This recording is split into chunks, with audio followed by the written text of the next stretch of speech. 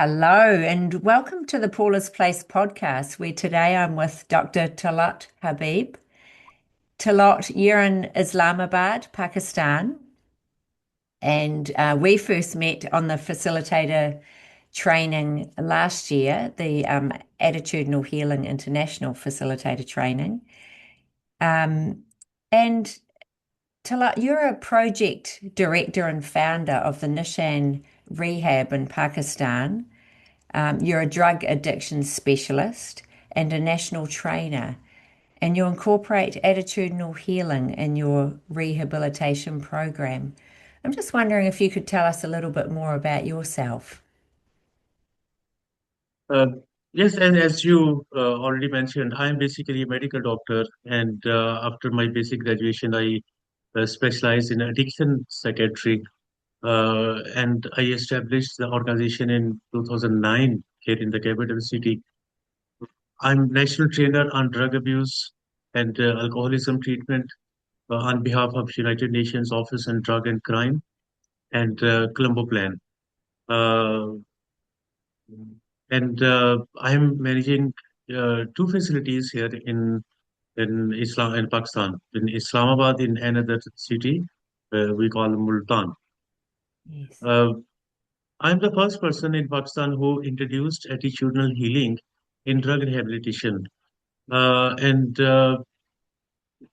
I'm among those in the world who have introduced attitudinal healing with their substance abuse treatment. There are other countries as well. I visit different countries where I give my trainings or presentations or share my thoughts how attitudinal healing can be incorporated into addiction treatment or into 12-step model. Um, I went to Mongolia where I helped them to establish the attitudinal healing facility and also guided them how we can incorporate 12 steps of attitudinal healing into 12 steps of recovery.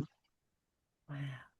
So Yeah. basically, I'm a medical doctor and treating psychiatric patients, drug addiction patients, and incorporating attitudinal healing in their treatment. Wow. And Yeah. that's something which has distinguished Nishan from the other competitors in the market uh, because of the attitudinal healing. Our recovery Yes. rate is quite high because when we teach them, uh, your sense is love. And when you are taking drugs, you are actually not loving yourself. Drugs come into your life when you are not happy with yourself. And when you are not happy with yourself, it means you have no affectionate relation with yourself. Mm. So and all other steps. My colleagues are quite expert into it. My second in command, Miss Sidra, Yes. Diana and Jabal, Gerald and Trish, all knows her. She's also taking me in this journey. She's also taking part in all these attitudinal healing trainings. Yeah. Wow. So Yeah. so really incorporating it into your work, and the proof is obviously in the success that you have with people coming through the drug rehab facilitation. Yeah. So Talat, in your own words, what would you describe attitudinal healing as?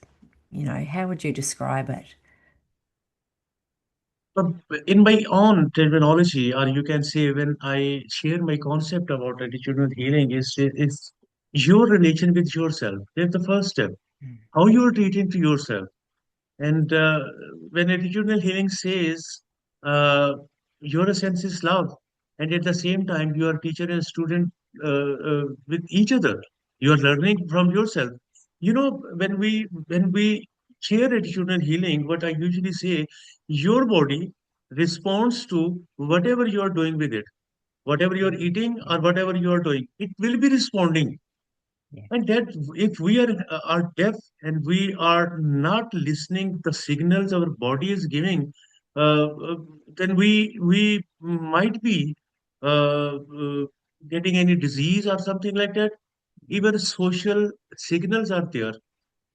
There are friends who are giving you feedback, and your body or your brain is responding and when your brain is responding in negative manners, you're actually coming out of attitudinal healing concepts.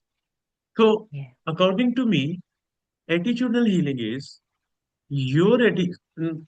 No, I'm changing the words. Your attitude with yourself, your Yes. attitude with the immediate loved ones, your attitude with your colleagues, or even with your patients.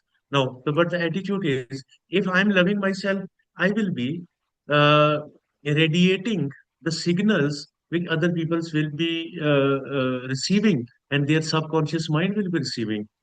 Yes. So, for me, attitudinal healing is the way of life, is the way of even the afterlife. When we whenever I share my thoughts about attitudinal healing, three people comes into my mind. Mm, One is definitely Gerald Polsky, then yeah. Diana, and then Trish. Mm, uh, mm, I directly got training from Gerald and Diane, yeah. but I also got training from Trish as well. if Yes.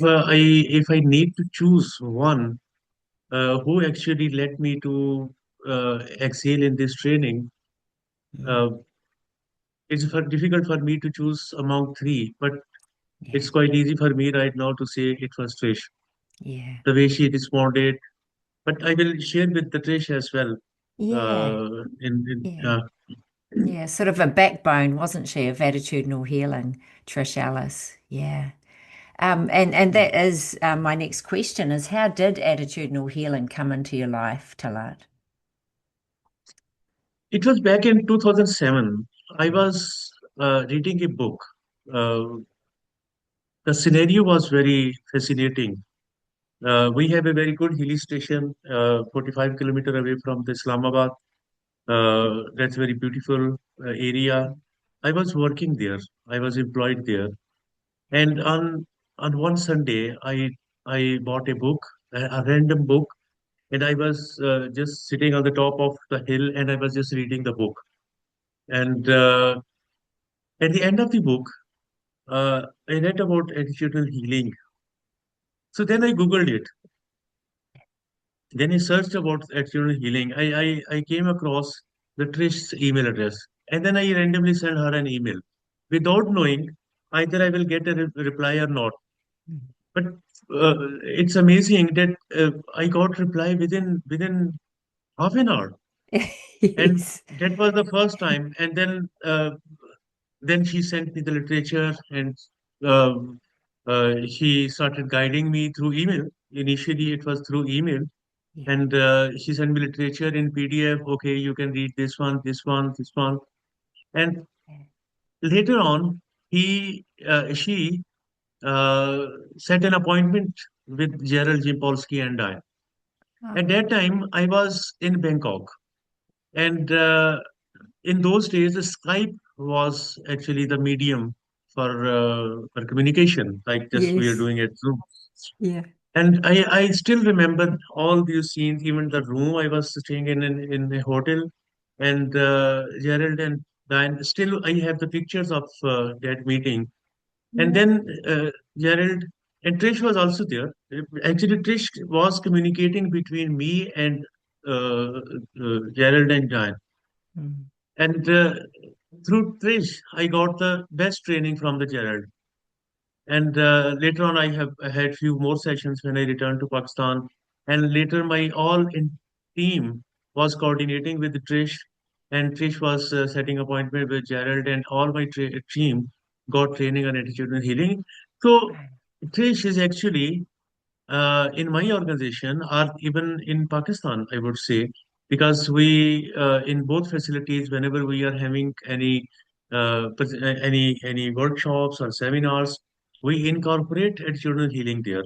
Even next Tuesday, I'm invited in another seminar where I'm going to talk about attitudinal healing and Trish as well. Yeah. Uh, just to let the people know the we are having such as lovely people in this world who can Yeah. help you. Yes. Um, obviously Trish is not in this world, but Trish's message is still going on. Yeah, Trish's, still here. Trish's message is still mesmerizing the masses. Yeah. Uh, my patients who are getting recovery, Mm. definitely Trish is going to be benefited in afterlife. Yes, she had a certain What we presence, believe. didn't she? And an unwavering support for people wanting help and yeah, Yeah, always there. Yeah. Wow. And yeah. Talat, you also presented at the Forgiveness Conference in Hawaii. And I remember seeing a photo of you, I think, and Trish and um, Diane and Geraldine too were in that one. So yeah, Yes. yeah. Actually, I bought some local dresses for Trish and Diane. Oh, And yeah, they were having a cap and a shawl, and yes. uh, they, uh, they wore it at that time. Lovely. Uh, that was a lovely memory. And my participation in Hawaii conference was purely Mm. uh, its credit goes to Trish because Yeah. Trish literally fought with the administration to get Dr. Talat here. Yeah. Otherwise, I was not having much resources to reach to Honolulu. Yes. Though I was having American visa for 5 years, I'm also having Canadian permanent residence. So Fish was actually that was the human being who actually asked me to reach Honolulu and give your presentation about attitudinal healing and 12 steps of recovery. So that Wow. was the point which I shared, and I shared the results as well. How much attitudinal healing is helping us. So Honolulu conference was, but sadly, it was the last meeting with Trish, and she shared with me about her cancer. She shared with me, and I was so mesmerized that despite having this illness, she is working a lot, and she is not Mm. letting life go from her. No, she Actually, didn't. uh, her disease was taking life away from her, but she was not letting life go from her. She No. was jubilant, she was radiating the positive energy, and she was actually the lifeline there. And for Yes. me, Yeah. she was a lifeline in Attitudinal International Organization. Yes. Yeah. Yeah. And radiating right up until her end, she was just there. Yeah. Doing the work right till Um, the end too for attitudinal healing. Yeah. yeah. Yeah. Mm. Talat, you've sort of mentioned this already, but I'm wondering how you use attitudinal healing personally in your own life. You've mentioned it in the centre and what you do there, but for you personally, how does attitudinal healing come up? In personal life, actually, before being introduced with AH, I was a bit aggressive person. Mm. Uh, I was extrovert, you can say. Mm-hmm. Uh, there were times when I got irritated on even a little things. Yeah. Uh, from 2009 onward, I would say, attitudinal healing actually infiltrated my subconscious mind and even the unconscious mind. Mm. And the calmness I had in my life, that's purely based on the attitudinal healing principles. Yeah. Uh, even my professional life is revolving around the concepts of Gerald Zapolsky. Yeah. Even I'm whoever professional joins me in the organization, they are bound to go through the attitudinal healing literature. It's not for the sake of getting giving sessions or group therapy to the patients, but it's for the sake of their own enlightenment. Because once Yes. they are going through the AH literature, uh, the first thing they are going to have is their relationship with themselves gets improved. So that's that. And in Paula, in the field we are working in, it's quite interesting. You know, uh, there are other fields as well, like you are having shops and cafes. They cook something and they sell. They cook Yeah. something and they sell. They don't eat it. But in this field, first we cook attitudinal healing, and then first we eat it, and then we give it to the people. Yeah, I love it. Yes, Yeah, you have to eat it yeah, first, don't you? And then give it. Yeah, yeah. yeah, yeah. I like that. And this is based on the principle. One of the principles of attitudinal giving and receiving. That's based Yes, on the principle of EH. yeah, Because what we are having, we are giving it to others. And if I'm not having good relation with myself, how I can give it to others? Because if someone is meeting me, their subconscious mind will immediately detect yeah. how good relation I'm having with myself. Yes, exactly. Yeah, Yeah. So it starts with yourself first before you can give it. Yeah, yeah, yeah. yeah.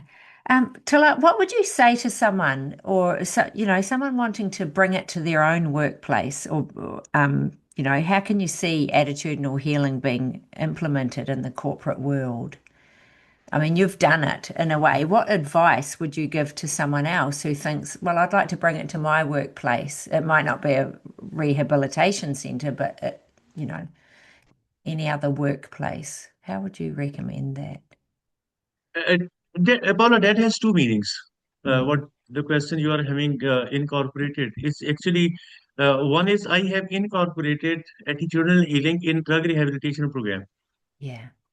and second one is uh, because every organization is a little bit a corporation as well. There's a corporate culture as well. So Yeah. attitudinal healing in Nishan is implemented on both levels. It is incorporated in the 12 step of recovery program and in the professional's life as well. Yes. Because what I believe is, uh, if you are having, if you are loving yourself, sometime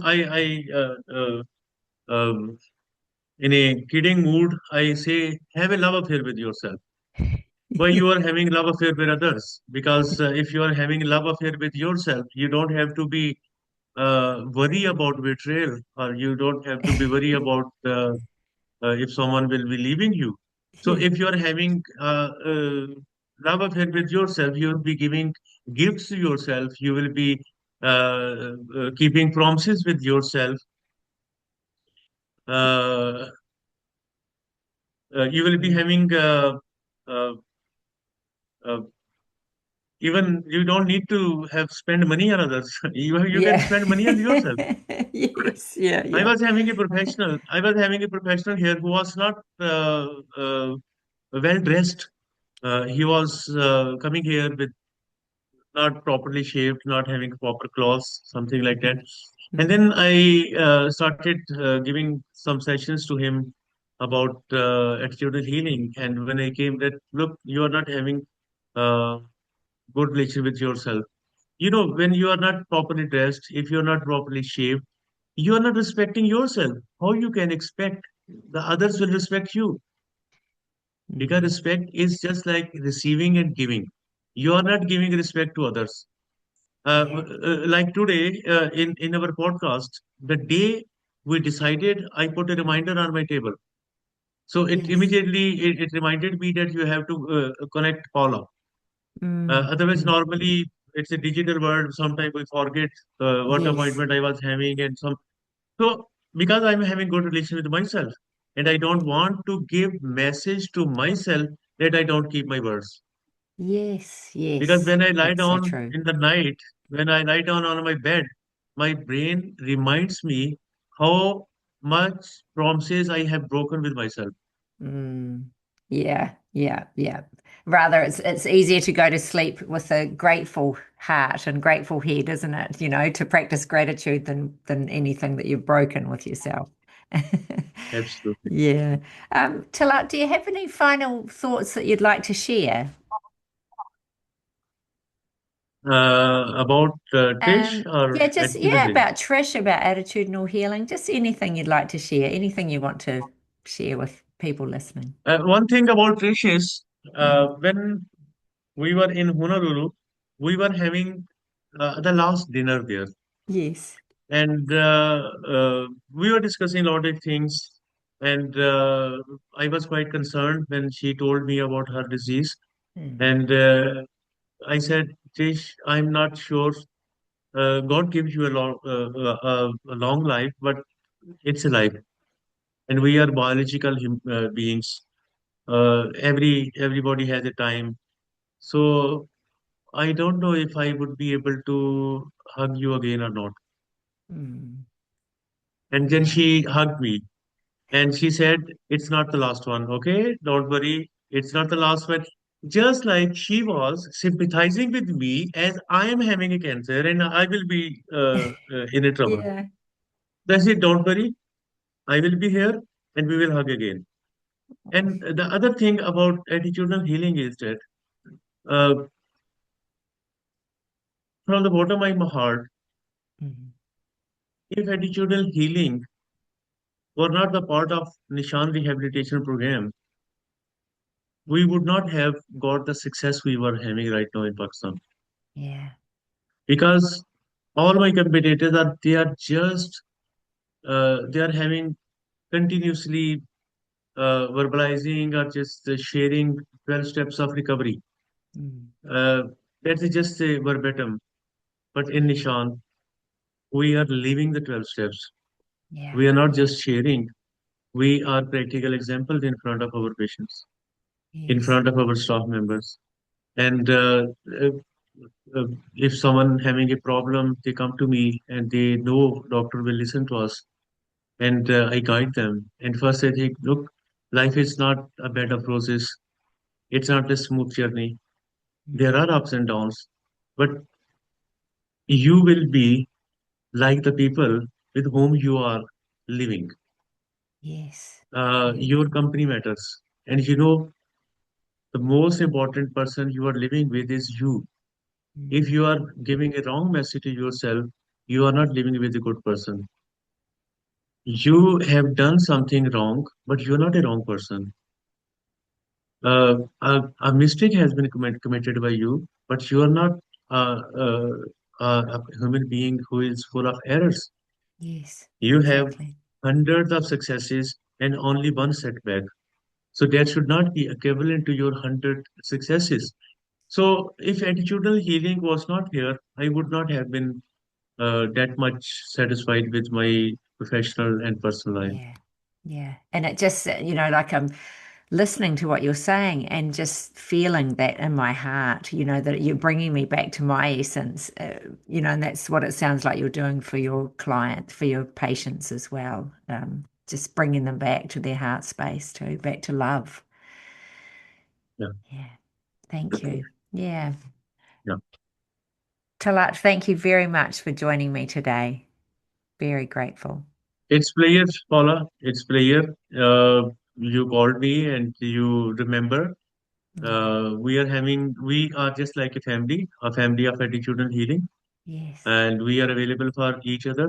I wish I could invite you here in Pakistan, and time will come when I will be arranging a conference and where I will be calling everyone, all the friends like you and Gerald, not Gerald, um, Geraldine lot and of other friends Alves as and such. yeah, Geraldine, yeah. yeah, Geraldine. Yes, yeah, She, yeah. she, she, she, she, she, she took care of me a lot in Yes. Honolulu Oh, because she's picking me up and then dropping me back and yeah. It even is. dropping at the airport. It is a lovely worldwide family, isn't it? So, yeah. Yeah, yeah, So, thank you very much, Talat, for joining me today. And hopefully, yes, we do meet in person sometime.